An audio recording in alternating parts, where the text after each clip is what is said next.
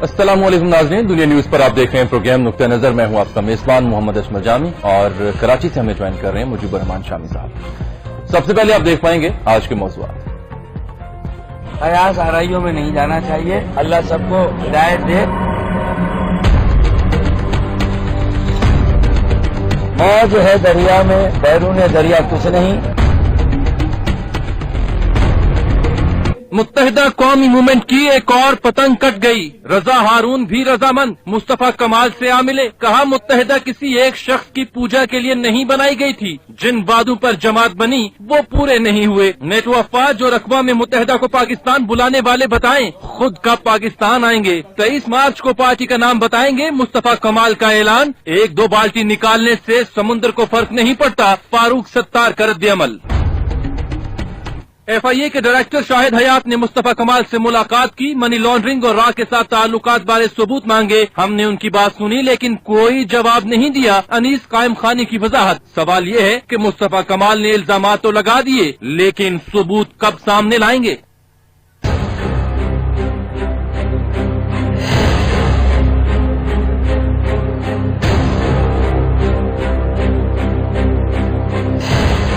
वजीर दाखिला की हिदायत पर FIA का सरफराज मर्चेंट से राब्ता। सरफराज मर्चेंट ने पाकिस्तान आने की हामी भर ली। FIA के साथ मुशावरत से पाकिस्तान आने की तारीख का तयन करेंगे। मैं पंजाब के शौहरों की मजलूमियत रो रहा हूँ। हमारे वज़ीर-ए-आज़म के साथ अगर ये हश्र हो जाए, आपका कानून कुरान और सुन्नत से भी मुतसादिम है। वजीर आजम ने तहफ़्फ़ुज़ ख़वातीन एक्ट में तरमीम की यकीन दहानी कराई है। पंजाब हुकूमत की कमेटी उलमा इकराम के तहफ़्फ़ुज़ात दूर करेगी। वजीर आजम से मुलाकात के बाद मौलाना फजलुर रहमान की मीडिया से गुफ्तगू। मौलाना घर में ताबेदार शौहर, बाहर जाहो जलाल दिखाते हैं, राना सनाउल्लाह।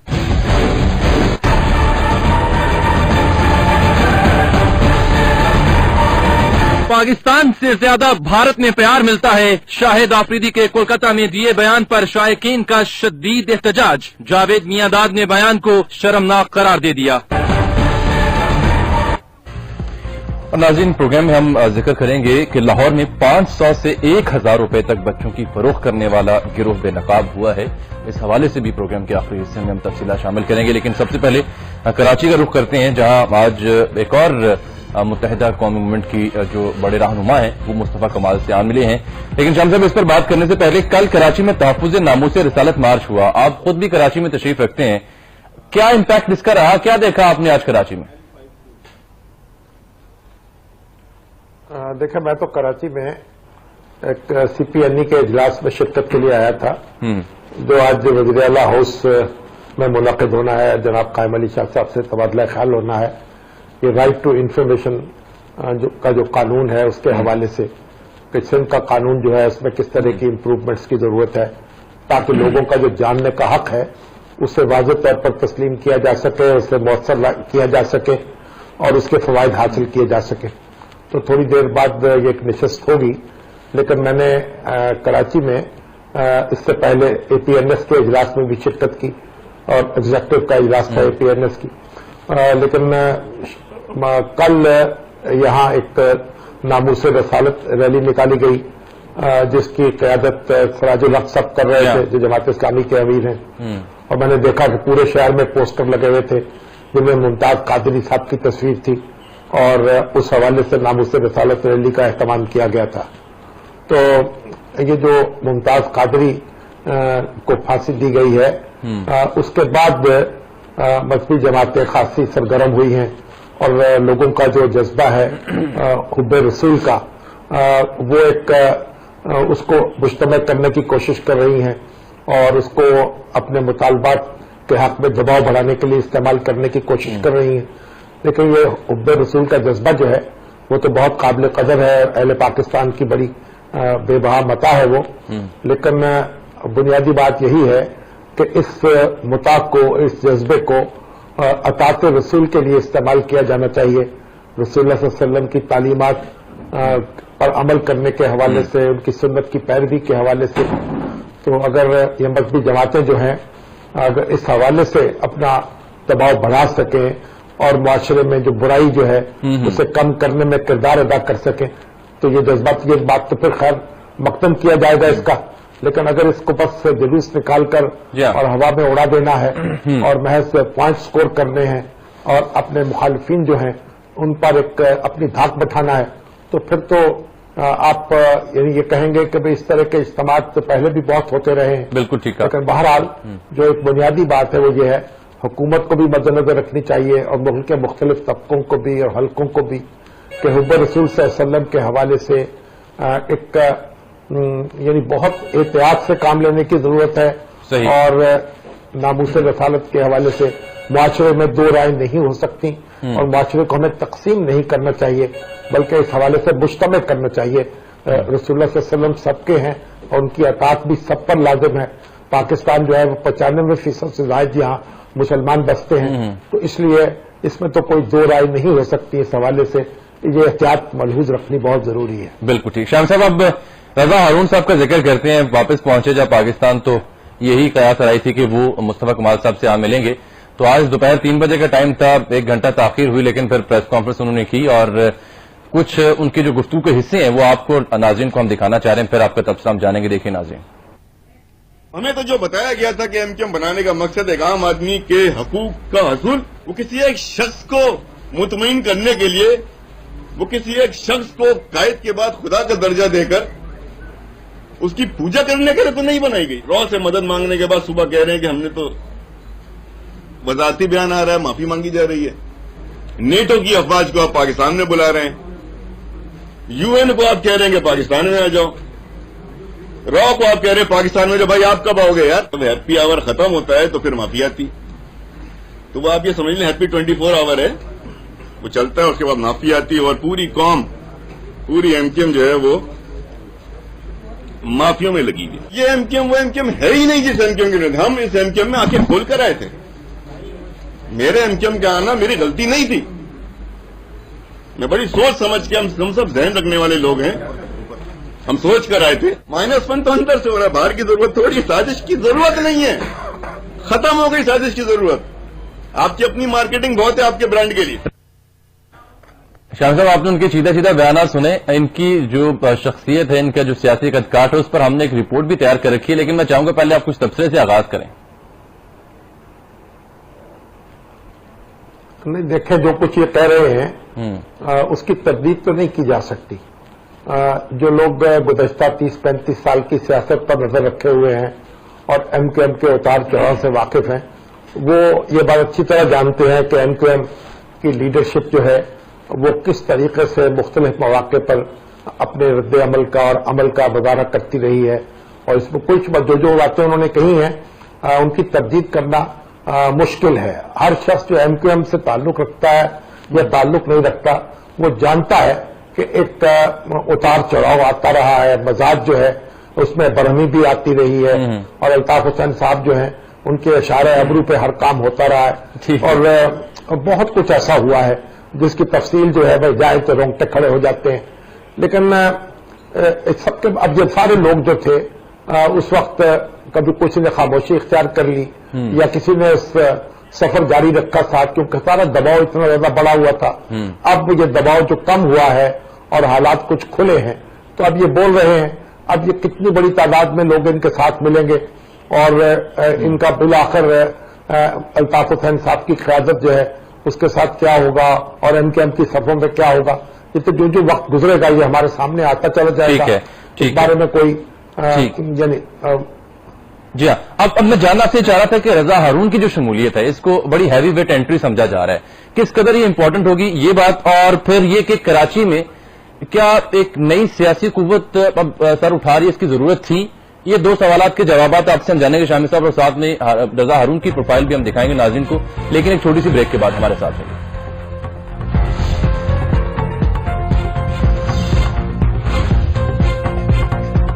ویلکم بیک ناظرین. مصطفیٰ کمال، انیس قائم خانی، وسیم آفتاب، ڈاکٹر صغیر احمد، افتخار عالم اور اب رضا ہارون بھی اس قافلے میں شامل ہو چکے. شامی صاحب کے لیے ہم نے 2 سوال چھوڑے جن کو ان کا تبصرہ میں درکار ہے، لیکن سب سے پہلے یہ دیکھیے کہ رضا ہارون کا قد کاٹ کیا ہے اور یہ ہیں کیا.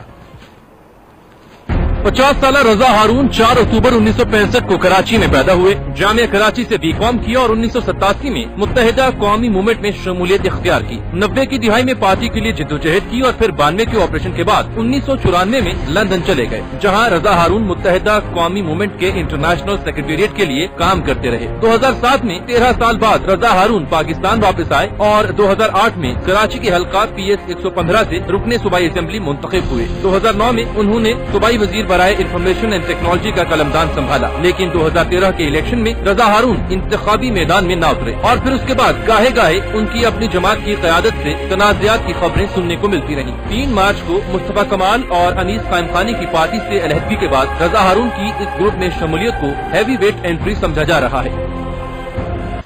लेकिन शामी साहब, फारूक सत्तार ये कहते हैं कि 1-2 बाल्टी निकालने से समंदर में कोई फर्क नहीं पड़ता। अग्री करते हैं आप उनकी इस बात से, या वाकई रजा हारून की जो आमद है, उनकी शमूलियत जो है, इससे बड़ा फर्क पड़ेगा? देखें, बात यह है कि माजी में हमारे यहाँ मुख्तलिफ सियासी जमातों से बड़े बड़े लोग अलग होते रहे हैं। पीपल्स पार्टी के अंदर देखें तो भुट्टो साहब की जिंदगी में उनके खिलाफ बगावत करने वाले जी हाँ, वो भी मौजूद रहे हैं, और उनकी इस दुनिया से रुखसत होने के बाद भी पीपल्स पार्टी में से कई जमातें बरामद हुई है। लेकिन मोहतरमा बेनजीर भुट्टो की जो क़यादत है उसको चैलेंज नहीं किया जा सका, और वोटर जो है उसने मोहतरमा बेनजीर भुट्टो का साथ दिया। उनसे अलग होने वाले जो उनको अंकल्स कहा जाता था मोहतरमा बेनजीर भुट्टो के, और जो जुल्फ़िकार अली भुट्टो साहब के साथी भी रहे थे, उनकी तरफ आंख भरकर नहीं देखा, और पीपल्स पार्टी की ताकत जो थी वो कम नहीं की जा सकी, और वो लोग जो अलग हुए थे वो पीपल्स पार्टी के वोटर्स से अलग होकर रह गए। फिर मुस्लिम लीग नून में भी आप देखें कि मुस्लिम लीग नून से पूरी जमात मुस्लिम लीग काफ बरामद हुई, और बड़े बड़े जो नवाज शरीफ साहब के साथी थे वो नवाज शरीफ साहब को छोड़ गए, उन्होंने एक दूसरी जमात बना ली, उनका इख्तिदार भी आया, वो हुकूमत में भी रहे। लेकिन बिल आखिर जब नवाज शरीफ साहब वापस आए तो जो उनका वोटर है वो उनके पास चला गया, और मुस्लिम लीग काफ जो है उसके वोट गिनती के रह गए। तो ये तो मिसाल हमारे सामने है। ठीक है। अब ऐसा मुमकिन हो सकता है कि जो अल्ताफ हुसैन साहब के साथी जो हैं उनसे रुखसत हो रहे हैं या उनके बगावत कर रहे हैं, तो उनका वोटर जो है वो अल्ताफ हुसैन साहब के साथ रह जाए, इन लोगों के साथ ना जाए, ये हो सकता है। लेकिन इस वक्त जो सूरत है वो यह है, एक तो अल्ताफ हुसैन साहब के कबाब मुस्महिल हो चुके हैं, और फिर जो उन पर तनकीद हो रही है वो बहुत कुछ ऐसी है जो लोगों की आंखों के सामने मनाजर गुजरे उन हवाले से हो रही है। खुद अल्ताफ हुसैन साहब की अपनी तकरीरें, अपनी गुफ्तगुएं, अपने इक़दामात जो हैं वो भी सबके सामने हैं। तो इस वक्त यूं मालूम होता है कि अल्ताफ हुसैन साहब की गिरफ्त भी कमजोर हुई है और उनकी शख्सियत भी कमजोर हुई है।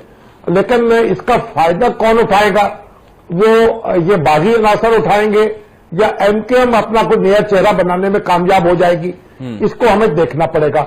ये जो फारूक सत्तार साहब कहते हैं कि 1-2 बाल्टी निकालने से समंदर पर फर्क नहीं पड़ता, ये बात तो दुरुस्त है, लेकिन आप देखें समंदर के नीचे से भी अब जमीन जो है रिट्रीव की जा रही है। जी हाँ। डिफेंस के तो कई ब्लॉक्स जो हैं आप कराची में आके देखें, वो समंदर के नीचे से निकाल लिए गए हैं, समंदर का पानी पर धकेल दिया गया है। Exactly. और दुनिया के मुख्तलिफ गोशों में भी जाएं आप, मुल्कों में जाएं, तो समंदर से बहुत कुछ वापस ले ली गई है जमीन। तो समंदर से जमीन वापस भी ली जा सकती है। और फिर दूसरी बात यह है कि ये अपने आप को हर शख्स समंदर समझे, ये भी जरा कोई ऐसी जी लगती बात नहीं है।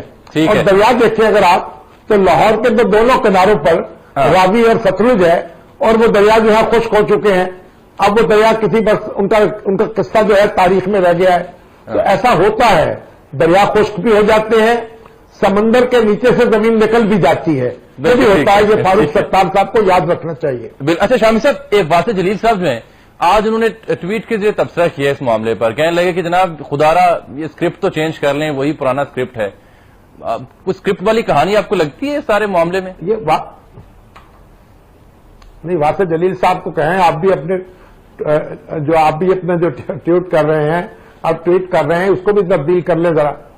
वो समझ ये कहानी जो है, अगरचे कि बगावत तो मुस्लिम लीग नून में भी होती रही, बगावत पीपल्स पार्टी में भी होती रही, एमकेएम में भी होती रही, पहले एमकेएम हकीकी बनी, लेकिन अब के मंजर कुछ और है। ये बात भूलनी नहीं चाहिए कि इस वक्त جو ایم کیو ایم کی جو قیادت پر جو اعتراضات ہو رہے ہیں اور جو حملے ہو رہے ہیں ان کو جھٹلانا کوئی آسان کام نہیں ہے.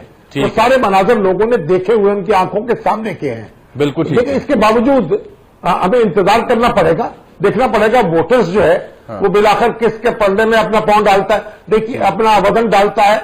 دیکھیے ایک بات تو بڑی واضح ہے کہ کراچی کی یہ جو ایم پی ایم کی کانسٹیٹوئنسی ہے نا, اس کو ایک جماعت کی ضرورت تو بہرحال رہے گی. اپنا دباؤ جو ہے برقرار رکھنے کے لیے اپنی مقامی سیاست میں بھی اور قومی سیاست میں بھی. اب یہ ایم کیو ایم اپنا چہرہ اپنا میک اپ جو ہے درست کر لے گی یا ایک دوسری جماعت جو ہے اس کی جگہ لے لے گی, اب یہ ذرا دیکھنا پڑے گا, انتظار کرنا چاہیے اس کے لیے. بالکل. انیس قائم خانی صاحب بھی آج مخاطب ہوئے, بالخصوص جو ملاقات تھی شاید حیات صاحب سے کل مصطفیٰ کمال صاحب کی. میں چاہ رہا ہوں ذرا آپ دیکھ لیں انہوں نے کہا کیا آج, کہ انہوں نے کل جو شاہد حیات صاحب آئے تھے ان کو کوئی شواہد دے دیے.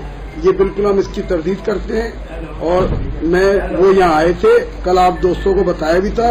انہوں نے ہمیں کہا منی لانڈرنگ اور آ کے حوالے سے کوئی ثبوت ہو تو ہمیں دیں.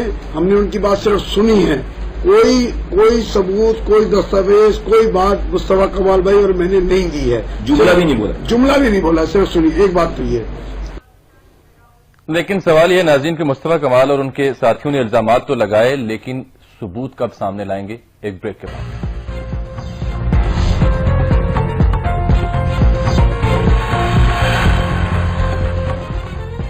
ویلکم بیک ناظرین. شام صاحب, پہلے تو یہ خبر آتی رہی کہ جب انیس قائم خانی اور مصطفیٰ کمال سے کل ڈائریکٹر ایف آئی اے شاہد حیات صاحب ملے تو کچھ ثبوت جو ہیں وہ ڈاکومنٹس کی فارم میں شاید دیے گئے ہیں. کچھ خبریں ہمیں میڈیا سے یہ بھی سننے کو دیکھنے کو ملی. لیکن آج جو میں نے بیان بریک سے پہلے چلایا انیس قائم خانی کا, انہوں نے اس کی تردید کی کہ ہم نے ایک جملہ, ایک لفظ تک نہیں بولا. الزامات تو لگا دیے, لیکن پھر ثبوت کب یہ لے کے آئیں گے سامنے؟ دیکھیں, سرفراز مرچنٹ صاحب جو ہیں انہوں نے بھی تو کچھ بات کی ہے نا ایف آئی اے کے حوالے سے. انہوں نے یہ کہا کہ جو سمن مجھے لکھا گیا ہے, انہوں نے کہا جو سمن ایف آئی اے نے جاری کیا اس کا متن ٹھیک نہیں ہے, اسے درست کیا جائے, کیونکہ الزامات اسکاٹ لینڈ یارڈ نے لگائے تھے, میں نے ان سے سنا اور پھر رپورٹ کیا. تو پھر وزیر داخلہ نے ایف آئی اے کے ڈائریکٹر کو ہدایت کی کہ آپ ان سے رابطہ کریں, ان کے تحفظات دور کریں. پھر یہ خبر بھی آئی شام کو کہ جی انہوں نے پاکستان آنے کی حامی بھی بھر لی ہے. دیکھیں, جو سرفراز مرچنٹ صاحب نے جو بات کہی تھی, میرا خیال کم و بیش وہی بات مصطفیٰ کمال نے کہی یا اسے دہرایا. جی ہاں. تو وہ یہ ہے کہ اسکاٹ لینڈ یارڈ کے پاس جو الطاف حسین صاحب کی اور وہ ایم کیو ایم کے مختلف لوگوں کی گواہیاں ہوئی ہیں, ان کی ایویڈنس وہاں ریکارڈ کی گئی ہے, اس میں یہ بات سامنے آئی ہے کہ ان لوگوں کے راہ سے رابطے تھے اور راہ ان کو فنڈنگ کر رہی تھی. اور اس کے بعد ایسی خبریں بھی آ رہی ہیں کہ ایک کمپنی جو تھی وہ برطانیہ میں قائم تھی, جس کے ایم کیو ایم کے ذمہ دار جو ہے اس کے ڈائریکٹران تھے, اور وہ کمپنی جو تھی وہ ڈیل کر رہی تھی, اس کو فنڈنگ فراہم کر رہی تھی. تو مختلف باتیں آ رہی ہیں, لیکن بنیادی بات یہ ہے کہ آیا اسکاٹ لینڈ یارڈ کے پاس گواہی دیتے ہوئے ایم کیو ایم کے ذمہ داروں نے اس بات کا اقرار کیا ہے؟ ایک بات. اور دوسری بات یہ کہ مصطفیٰ کمال نے یہ بات کہی تھی کہ ایم کیو ایم کے بڑے سینئر لوگ اکٹھے ہوئے متحدہ عرب امارات میں, اور وہاں رحمان ملک صاحب بھی آئے, اور رحمان ملک صاحب کے سامنے یہ بات رکھی گئی کہ اس طریقے سے ہم نے اسکاٹ لینڈ یارڈ کو یہ باتیں کہی ہیں, یا یہ انہوں نے ہم سے اگلوا لی ہیں یا کہلوا لی ہیں. یہ 2009 کی میٹنگ کا حوالہ ہے, ان سے رہنمائی لی گئی. تو اب سرفراز مرچنٹ نے بھی یہ بات کہی ہے, بھائی میں نے اپنی طرف سے بات نہیں کہی, اسکاٹ لینڈ یارڈ کے سامنے یہ سارے معاملات آ چکے ہیں. اور دوسری بات یہ, مصطفیٰ کمال نے کہا کہ رحمان ملک صاحب بھی اس کے گواہ ہیں, اور ایم کیو ایم کے دوسرے ذمہ دار سینئر لوگ بھی گواہ ہیں, اس میٹنگ میں وہ شریک تھے. تو اب ایف آئی اے کو اگر تحقیق کو تفتیش کرنی ہے تو اس کو اس دائرے میں کرنی چاہیے, ان لوگوں کو پتہ لگانا چاہیے, ان سے بات کرنی چاہیے, رحمان ملک صاحب سے پوچھ گچھ ہونی چاہیے, اور پھر یہ بھی برطانوی حکومت سے معاملہ ہونا چاہیے, اسکاٹ لینڈ یارڈ کا ریکارڈ کیا ہے اس تک رسائی کی کوشش کرنی چاہیے. تو یہ ساری چیزیں جو ہیں وہ سامنے لانی ہوں گی, اور اس کے ساتھ یہ ہے کہ یہ انٹیلیجنس ایجنسیز کا کام ہے. آپ اس طریقے سے را کی فنڈنگ یا غیر ملکی روابط جو ہیں ان کا سراغ اشتہار چھاپ کر یا سمن بھیج کر نہیں لگا سکتے، اس کے لیے بہت کچھ اور بھی کام کرنا پڑتا ہے. ٹھیک تو ہمارے وزیر داخلہ جو ہے، جن کا مجھے بڑا احترام ہے، وہ بار بار اس بارے میں بیان دیتے ہیں، اور آج بھی انہوں نے کہا ہے اور ایف آئی اے کو ڈائریکشن دی ہے کہ وہ سرفراز مرچنٹ کے تحفظات دور کرے. تو وہ ڈی جی ایف آئی اے کیا کر رہے ہیں؟ یعنی وزیر داخلہ کو بار بار ایف آئی اے کی ورکنگ کے حوالے سے گفتگو نہیں کرنی چاہیے. اس کی جو آٹونومی ہے، اس کا تاثر جو ہے، اسے کمزور نہیں کرنا چاہیے. تو پھر ایف آئی اے کے لوگ خود ہیں، یہ بھاگ چھونک رہے ہیں. جی شام ڈی جی ایف اے کا چارج بھی خود رکھنے میں اس پروفیشن میں. دیکھیے، اس لیے یہ بات کو اچھی معلوم نہیں ہوتی، اور ایف آئی اے کی جو پرفارمنس ہے وہ انتہائی کمزور نظر آ رہی ہے اور مشکوک نظر آ رہی ہے. اور معلوم ہوتا ہے کہ جیسے اس طرح تو کوئی دنیا میں نہیں دیکھتا کہ کوئی ایسی تفتیش ہو جس سے اس طرح لیپا پوتی کر کے اور آپ شواہد اکٹھے کر لیں. اس کے لیے کوئی جان لڑانی پڑے گی، کوئی ہمت کرنی پڑے گی، اور پھر کچھ نہ کچھ نتیجے پہ آپ پہنچ سکیں گے. بالکل. اچھا شام صاحب، مولانا فضل الرحمان کو خاصی تحفظات تھے. یہ جو تحفظ خواتین ایکٹ پنجاب اسمبلی نے پاس کیا، اس حوالے سے انہوں نے خاصا رد عمل بھی، اس کا اظہار بھی کیا. پھر وزیر اعظم سے بھی آج رائے گنج میں ان کی ملاقات ہوئی اور ان کو یقین دلایا گیا کہ جناب آپ کی بات سنی جائے گی، اور اس کی روشنی میں ہم امینڈمنٹس کرنے کو بھی پنجاب گورنمنٹ تیار ہو گئی ہے. تو آج مولانا نے بھی بیان دیا، پھر رانا سنال صاحب نے بھی بیان دیا. پہلے دیکھیے مولانا صاحب کیا کہتے ہیں. پنجاب گورنمنٹ نے، جناب وزیر اعلیٰ صاحب نے اپنی نگرانی میں ایک کمیٹی تشکیل دے دی ہے، اور اس کمیٹی کی ذمہ داری یہ ہے کہ وہ بات چیت کرے اور علماء کرام کے ساتھ کریں، تاکہ جو ان کے تحفظات ہیں ان کو دور کیا جائے. پرائم منسٹر صاحب نے بھی اپنی سطح پر کچھ اقدامات کرنے کا وعدہ کیا ہے، تاکہ وفاقی سطح پر بھی ہم باہمی مشاورت کے ساتھ ایک جامع قانون سازی اس حوالے سے کر سکیں. انہوں نے کہا کہ جہاں پر آپ کہیں گے کہ یہ قرآن کے خلاف ہے، سنت کے خلاف ہے، آئین کے خلاف ہے، تو ہم اس میں اصلاح کے لیے تیار ہیں. تو پھر رانا ثناء اللہ صاحب نے کیا کہا وہ بھی دیکھ لیجئے. جو وومن پروٹیکشن بل ہے اس میں امینڈمنٹ کریں گے، اور اس امینڈمنٹ کے ذریعے سے مولانا فضل الرحمان صاحب کو جو ہے وہ کڑے سے متثنہ قرار دے دیں گے. تو اس لیے میرا خیال اب ان کی پریشانی جو ہے وہ ختم ہو جانی چاہیے. اور ویسے جو میری اطلاعات ہیں، مولانا فضل الرحمان صاحب ہمارے لیے بہت ہی قابل احترام ہے اور بہت ہی باشرح عالم دین ہے. وہ اپنے گھر میں بڑے تابع دار قسم کے شوہر ہیں. وہ ویسے ہی صرف لوگوں کو ذرا اپنا جہو جلال بتانے کے لیے جو ہے نا وہ اس قسم کی گفتگو کرتے ہیں. شامی صاحب، سب سے پہلے تو یہ جو رانا ثناء اللہ صاحب کا آخری بیان تھا کہ گھر میں وہ بڑے تابع دار شوہر ہیں، باہر جاؤ جلال دکھاتے ہیں، اس پہ آپ کا تبصرہ چاہوں گا سر. جو بھی شریف آدمی ہے وہ گھر میں محبت کی فضا قائم کرتا ہے، بیوی کے ساتھ اس کے تعلقات بہت بہتر ہوتے ہیں. ہم نے تو اپنے گھروں میں دیکھا ہے، ہمارے گھروں میں تو خواتین جو ہیں ان کی حکومت قائم رہی ہے اور ایک پورا محبت کا ماحول ہے. اور یہ تو ایک جہالت کی پیداوار ہے، یا وہ لوگ جو یا ہندوانہ رسوم و رواج کی پیداوار ہیں، وہ لوگ جو کہ خواتین کے ساتھ ظلم و ستم کرتے ہیں یا تشدد کرتے ہیں. اور رانا ثناء اللہ صاحب کو چاہیے کہ وہ سنجیدگی اختیار کریں. یہ موضوع ایسا نہیں ہے کہ وہ غیر سنجیدہ ہوں. جب مولانا تابع دار ہے تو پھر تو کڑے کی تو ان کو ضرورت نہیں ہے. کڑے کی ضرورت تو ثناء اللہ صاحب کو پڑ سکتی ہے، کیونکہ یہ ان کے بارے میں تو ادھر ادھر کو دیکھنے کی اور تانگ جھانک کرنے کی شکایات سنی جا سکتی ہیں. مولانا کے بارے میں تو ایسی کوئی بات نہیں سنی گئی کبھی. ایک بات. دوسری بات یہ ہے کہ جو نواز شریف صاحب نے یقین دہانی کرائی ہے، اور وزیر اعلیٰ شہباز شریف صاحب جو ہیں وہ بھی مولانا عبید اللہ جو ہیں جامعہ اشرفیہ کے محتمل جو تھے، وہ 95 سال کی عمر میں انہوں نے انتقال کیا. بہت ہی بڑے عالم دین تھے، فقیہ تھے، محدث تھے، مفسر تھے، اور ایک بہت مرنجہ بہت سلق الشخص تھے. اور ان کے انتقال پر وہ ہزار افسوس کے لیے گئے تھے، اور وہاں انہوں نے کہا کہ میں علماء کا خادم ہوں اور میں ان کو میں بنا لوں گا. دیکھیے بات یہ ہے کہ یہ معاملات سارے سنجیدہ غور و خوض کے متقاضی ہیں. اب علماء کو بھی اور مذہبی جو طبقہ ہے اس کو آپ نظر انداز کر کے اس ملک میں कानून साजी नहीं कर सकते, उनको भी साथ लेना पड़ेगा। लेकिन शामिल साहब कंसेंसस पैदा करना चाहिए।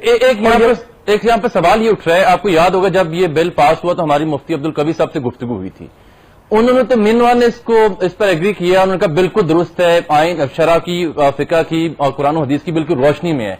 एक तरफ से कुछ ऐसे उलमा इकराम है जिन्होंने कहा बिल्कुल दुरुस्त है, फिर दूसरे मौलाना साहब हैं, उनको एतराजात हैं, तो अब किसको आप मनाएंगे, किसको नहीं मनाएंगे आप? देखिए, बुनियादी बात यह है कि हमारे जो मगरबी तसव्वुरात हैं खानदान के, मियां बीवी के ताल्लुकात के, उनको अपने यानी उनको झटकना होगा। ये मियां और बीवी के जो ताल्लुकात हैं इसमें बीवी के हकूक का तहफ़्फ़ुज़ होना चाहिए, लेकिन अगर आप इस तरह झगड़ा खड़ा कर देंगे घरों में कि नौबत जो है तलाकों तक पहुंचती चले जाए, उसकी शरह में इजाफा हो जाए, तो ये कोई अच्छी बात नहीं होगी। मुफ्ती अब्दुल कबीर साहब की अपनी राय हो सकती है, दूसरे मुफ्तियों की अपनी राय हो सकती है, और जो कुछ ख्वातीन का भी आप देखें, हमारे यहाँ ख्वातीन की बहुत भारी तादाद है जो उस नुक्ता नजर से इत्तफाक नहीं करती जो हमारे मगरबज़दा लोग जो बात करते हैं। ठीक है, तो बाहमी इत्तफाक राय से सोच समझ के तबादला ख्याल करके कानून साजी से पहले यह तमाम होना चाहिए था, और अब भी हो जाए। आप इसको यानी ये जो उलमा कराम हैं और जो इनकी ताकत को कम नहीं समझना चाहिए, और मौलाना फजलुर रहमान ये वार्निंग दे चुके हैं कि हम हुकूमत बनाएं या ना बनाएं, लेकिन चलने नहीं देंगे। उसके डराने में हमारी खासी एक्सपर्टीज है, तो ये हुक्मरानों को ये बात समझनी चाहिए। ठीक है। अच्छा शामिल, चूंकि कराची में है और पहले जिक्र भी हो रहा था कि मुख्तलिफ जमातों में जो फॉरवर्ड ब्लॉक बनते हैं, खबर यह भी है कि पीपल्स पार्टी के जो कुछ नाराज सियासतदान है उनको मनाने के लिए भी कोई वज़ीर आला सिंध तदाबीर कर रहे हैं, इस हवाले से कोई रोशनी डालना चाहेंगे आप? देखिए, आज जो गए हैं मीर हजार खां बदरानी के पास, वो नाराज थे। अब उनकी वजारत का मामला है, जो वजीर बना दिया जाए तो इख्तियार नहीं दिया जाता है, इख्तियार दे दिया जाए तो फिर कुछ करने नहीं दिया जाता। बड़ी शिकायतें हैं पीपल्स पार्टी के मामलात जो हैं वो सिंध के अंदर भी कोई बहुत मसाली नहीं है। और अगर कायम अली शाह साहब तो अब क्योंकि उनके पास तो सूबा सिंध की सदारत भी है और वो वजीर आला भी हैं, तो उन पर लाजिम है कि अगर कि उन्होंने बिलावल भुट्टो साहब की क्यादत पर तो एतमाद का इजहार किया और सभी पीपल्स पार्टी वालों को उस पर है, लेकिन पीपल्स पार्टी के अंदर सब ठीक नहीं है। उसको अब असर हाजिर के तकाजों के मुताबिक काम करना होगा। कि यहाँ जो बाजार गर्म है ना तरह तरह के, उनको उनकी रौनक को कम करना होगा। ये पीपल्स पार्टी का बड़ा चैलेंज है। बिल्कुल। शाम साहब, एक ब्रेक हम ले रहे हैं, नाज़रीन वापस आते हैं तो बताएंगे लाहौर में 500 से लेकर 1000 रुपए तक बच्चे फरोख्त करने वाले गिरोह के हवाले से एक वैसे बात।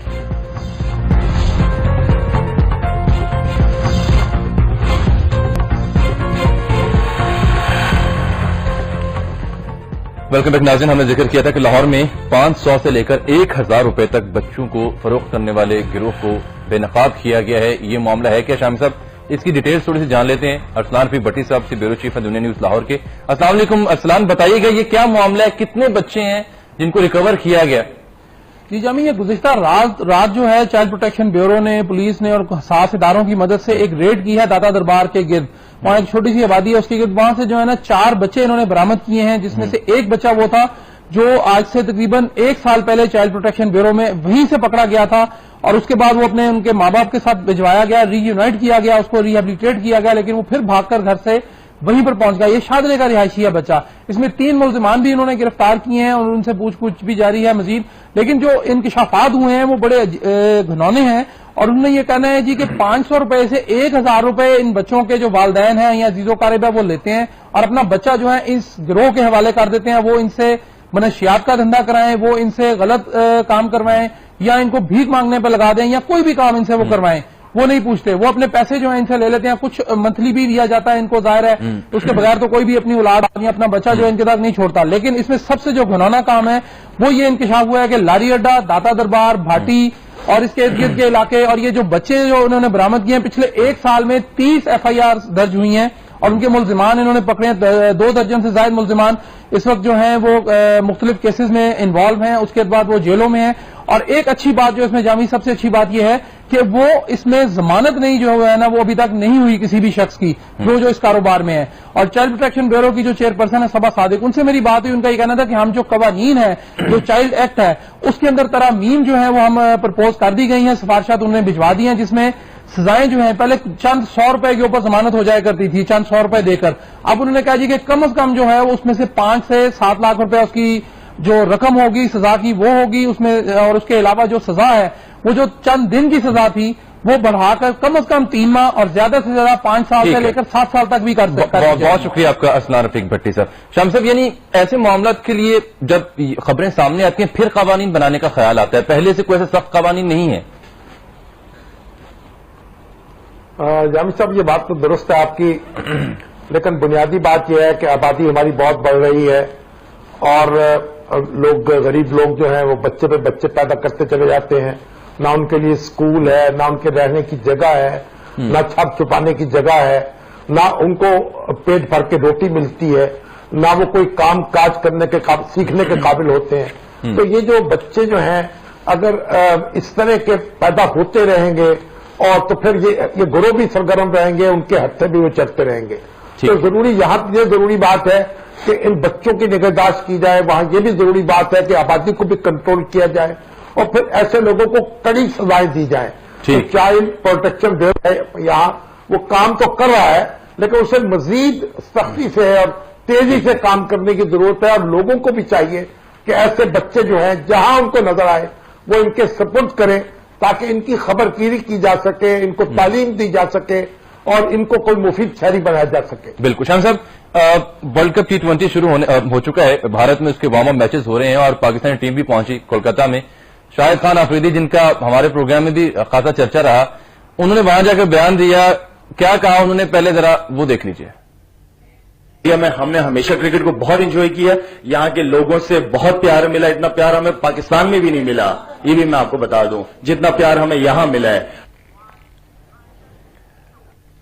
شام صاحب، پرفارمنس کی بجائے ایسے متنازع بیانات جس سے شائقین کرکٹ جو پاکستان میں ان کو تکلیف پہنچے، پرفارمنس کی بجائے وہ ایسے بیانات کی ویسے خبروں میں رہتے ہیں، پرفارمنس دیکھی جائے تو کچھ نہیں ہے۔ اصل میں آپ کی تو شاید آفریدی پر ایک پرانی نظر ہے اور ہمیں تو بہت محبت ہے کے مطابق انہوں نے مزید ایسا کام کر دیا۔